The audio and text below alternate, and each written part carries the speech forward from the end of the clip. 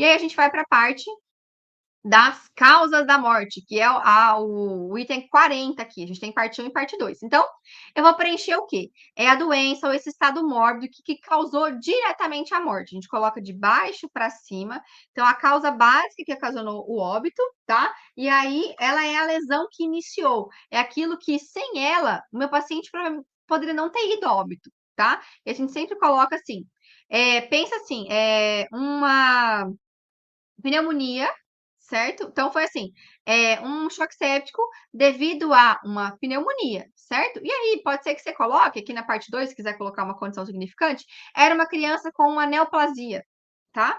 Uma neoplasia, uma leucemia, por exemplo. Você pode colocar na parte 2, tá? Vou falar na parte 2 para vocês, tá bom? Então, não esqueçam, é sempre assim, a gente preenche de baixo para cima, mas quando a gente vai ler, a gente coloca tal coisa, devido a, devido a, devido a. Então, pensa assim, acabou o devido a, o que sobrar no final é a situação que a gente vai ver. Então, vou dar exemplos para vocês, tá? Então, o D é a causa básica da morte, certo? E a gente vai subindo. Causa intermediária, e aqui no A é a causa imediata ou terminal, mas não é parada cardíaca, nem parada cardiorrespiratória, nem disfunção de órgãos, certo? Tem alguma outra coisa antes disso que a gente vai preencher aqui também, tá? Não é obrigatório você colocar todas as linhas de A a D. Então, muitas vezes a gente preenche só o B e o A, tá? Mas sabendo que a causa básica vai ser sempre a última linha preenchida, tá certo? Beleza? E aí, quando tiver, por exemplo, um óbito perinatal, um bebê que foi prematuro extremo, nasceu de, sei lá, de 24 semanas, por conta de uma mãe com uma DEG, tá? Uma hipertensão materna, uma eclâmpsia, tá?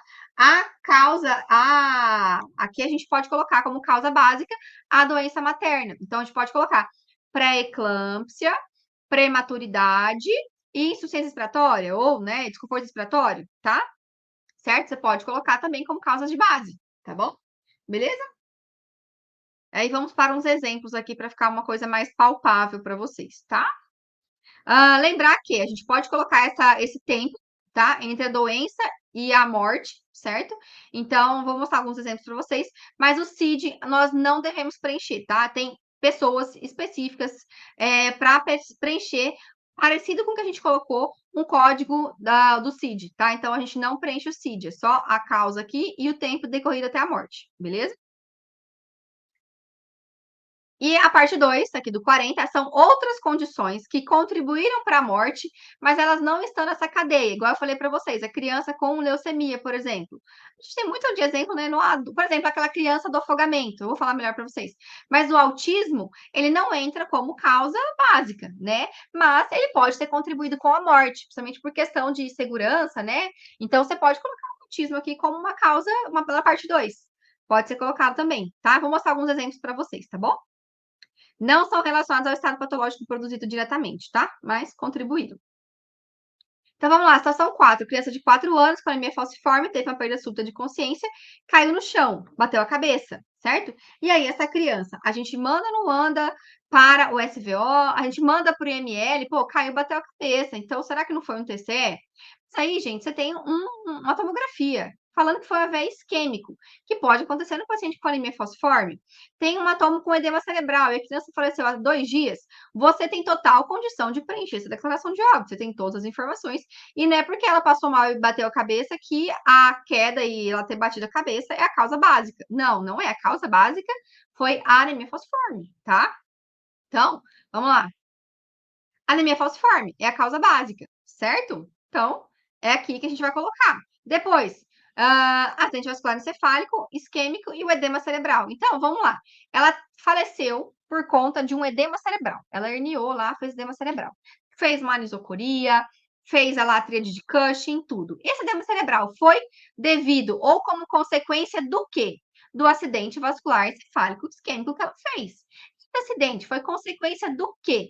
Complicação da doença que ela tem, que é a anemia falciforme, tá? Então, você faz a sua ideia, às vezes nem se escrever a DO, escreve no papel e depois você volta para ver se sua linha de raciocínio está legal, está correta, tá? E aí, essa criança tinha como uma comorbidade, ela tinha uma disfunção cardíaca, porque é uma coisa que pode acontecer no paciente com anemia falciforme. Pela falcização, pela anemia, esse coração ele trabalha mais, é uma criança que predispõe a ter insuficiência cardíaca.